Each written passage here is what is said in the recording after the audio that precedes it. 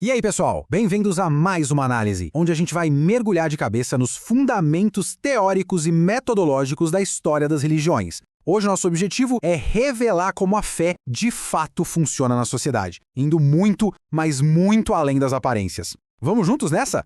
Para começar, sabe aquela frase super famosa, aquele preconceito clássico de que a religião seria apenas o ópio do povo? Pois é, a gente vai colocar isso à prova agora. A ideia de que a fé popular é só uma ferramenta para alienar ou entorpecer as massas economicamente é mecanicista demais e a gente precisa ver se isso realmente dá conta da complexidade humana. Para entender toda essa dinâmica, nosso roteiro vai conectar a teoria histórica abstrata direto com a realidade do Brasil moderno. Vamos passar por muito mais que ópio, cultura, mídia e identidade, o trabalho de E.P. Thompson, a fé nas periferias brasileiras e, fechando com sobrevivência, agência e política. Bora lá? Começando pelo ponto 1, muito mais que ópio, onde a gente observa a grande mudança historiográfica sobre o tema. E olha, a gente não está tirando isso da nada, tá?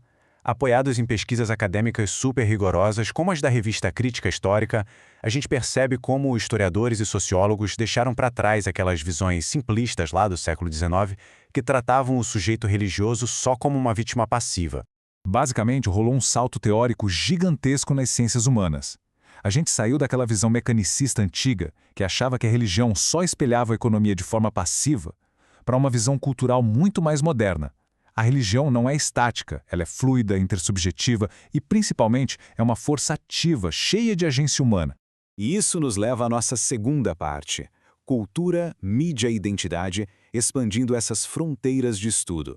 Aqui entra o trabalho brilhante da pesquisadora Karina Belotti. O que ela faz? Ela literalmente redefine o que é religião hoje. Esquece aquela ideia de algo confinado entre quatro paredes de uma instituição rígida. Ela mostra que a religião é uma expressão cultural fluida que ajuda a formar a nossa própria identidade contemporânea.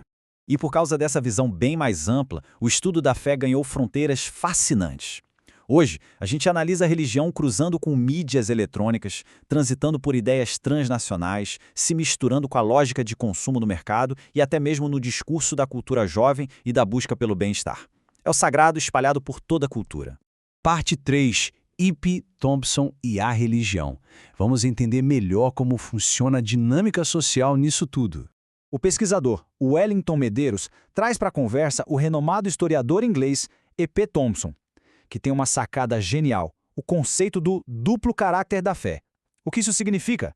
Significa que a religião funciona ao mesmo tempo como uma ferramenta que disciplina as pessoas para o capitalismo, mas também, e é aí que a coisa fica interessante, como um espaço gigante para a construção de comunidade, resistência e protesto operário.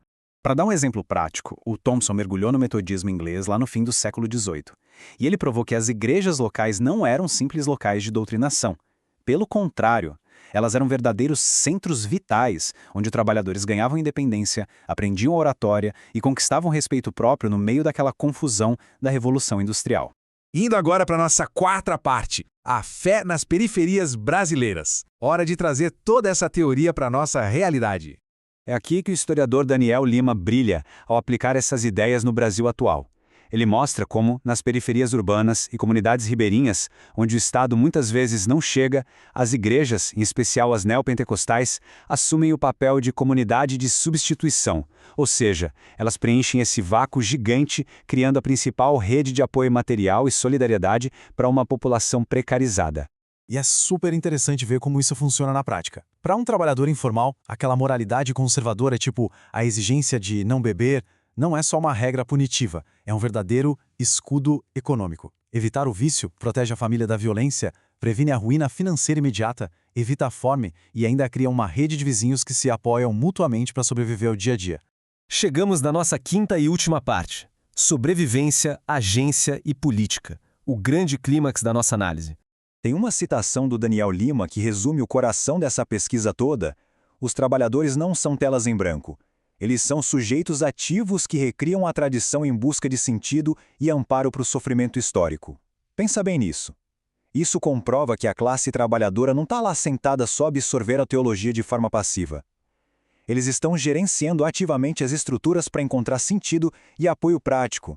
Mas e quando essa urgência material bate de frente com a total falta de amparo político? Aí surge um conceito fortíssimo que o Thompson chamou de milenarismo do desespero. Basicamente, a frustração material se transforma num fervor religioso meio apocalíptico. E de forma super pragmática, o desespero vira voto. As pessoas acabam apoiando politicamente quem promete defender essa rede moral e comunitária que as mantém vivas.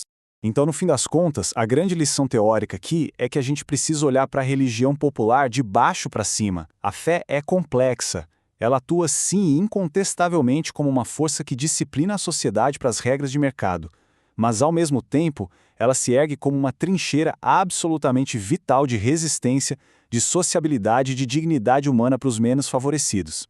Para encerrar nossa análise, eu quero deixar uma provocação para vocês. Se a gente abandonar as caricaturas e finalmente reconhecer a agência ativa dessas pessoas na religião popular, como é que isso muda a maneira como a gente lida com o diálogo democrático moderno? Compreender as camadas entre fé, urgência material e essa força das comunidades é o primeiro grande passo. Muito obrigado por acompanharem, continuem questionando e até a próxima!